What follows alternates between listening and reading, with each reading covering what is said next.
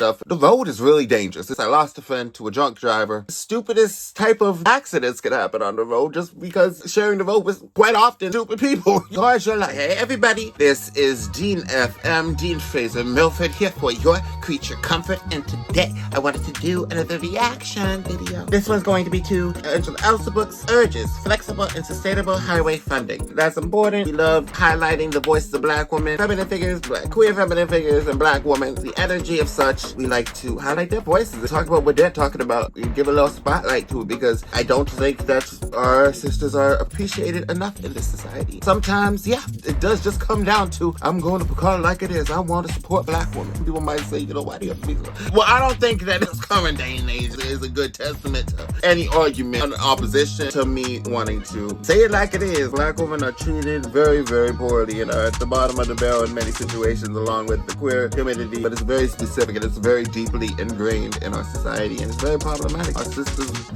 really do keep this country together. Let's be real. Now, with that, I turn the microphone over to my friend, my colleague, the ranking member, Senator AlsoBrooks, for her maiden leadership speech. She's a good leader. She is. Perfect. Thank you so much. Thank you. Check out my last video I did. But so good afternoon, everyone, and welcome to today's hearing on the Senate Environment and Public Works Subcommittee on Transportation and Infrastructure.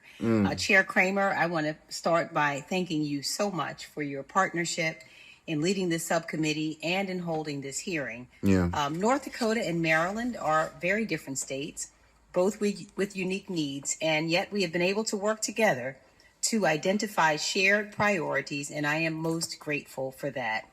I also want to thank Chair Capito and Ranking Member Whitehouse for their continued leadership as we both look to build out the next surface transportation reauthorization. Some people are working together with something. I'd like to also acknowledge today the presence of the family of Sarah DeBink Langenkamp.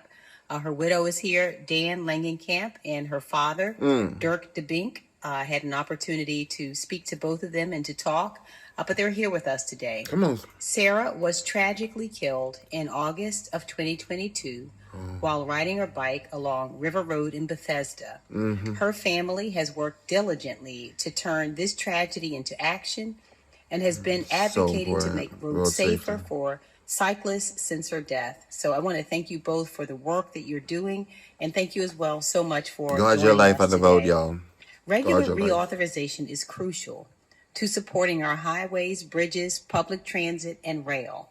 However, transportation policy is as much about fixing our roads as it is about safety, equity, sustainability, and economic opportunities. Lastly, I'd like to thank our witnesses. Thank you so much for joining us today.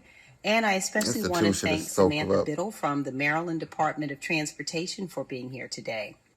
Maryland is at the forefront of transportation innovation, actively leveraging federal investments to upgrade critical infrastructure like the Chesapeake Bay Bridge and expand commuter rail services.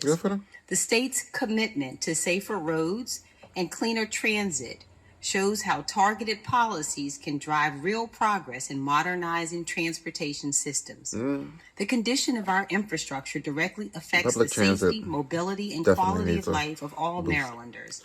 During this discussion, we hope to shed some light on how we can empower states to deliver safer, more efficient, and effective and modern transportation infrastructure. As we get ready for the next surface transportation reauthorization, it is also important to reflect on the progress underway thanks to the bipartisan infrastructure law. In Maryland, as is the case across the country, BIL investments have been transformative. The state has received approximately $4.6 billion in highway and bridge funding and is set to receive nearly $30 million for highway safety initiatives. Additionally, Maryland secured $63 million to expand EV charging networks, laying the groundwork for a cleaner, more modern transportation system. I know that's right. Despite this progress, there is so much work left to be done. I'm sure. Structurally, deficient bridges are a real concern, and nearly half of our major local and state maintained roads are considered to be in either poor or mediocre condition. These poor road conditions In cost Boston, Maryland too. $12 billion It ain't good at all. annually I'm and sorry. lead to traffic congestion, which increases commuter time and delays. I've been fearful a little bit too much. One too many times that I've gotten a flat tire from a pothole in Boston. They are trying to work on some stuff. We had the big dig back in the day. I was out live. I don't think during the big dig, but that was a whole construction dealio, like a construction big thing. There was a whole big construction project that happened in the city. They need to go back in there. Talking about in Maryland, I think when it comes to fiscal conservatism, people trying to, conserve money and not spend it for the people and stuff. The road is really dangerous. I lost a friend to a drunk driver. The stupidest type of accidents can happen on the road just because sharing the road with quite often stupid people. How's your life? Transit systems face funding gaps even as demand grows. This is why the bills being discussed today are so important.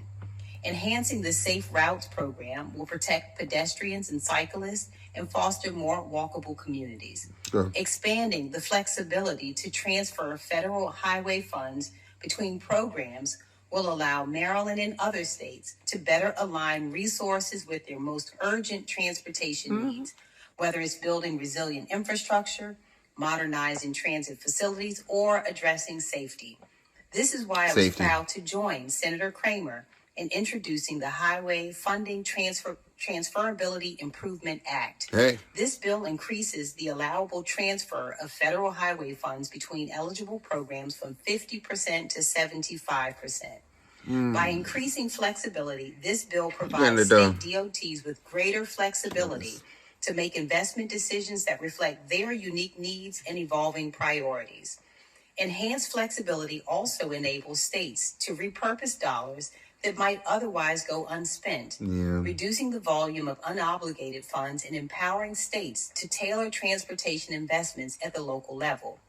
How we invest in and manage our infrastructure directly impacts economic growth and safety. We all rely on safe roads, efficient transit, and resilient bridges to get to work, access healthcare, and support local businesses.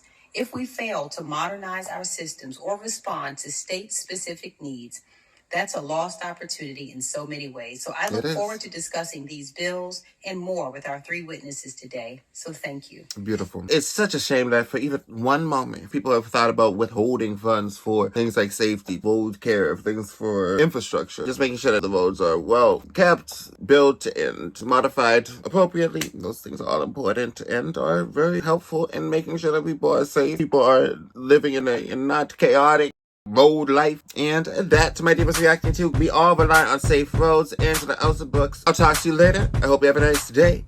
Bye-bye.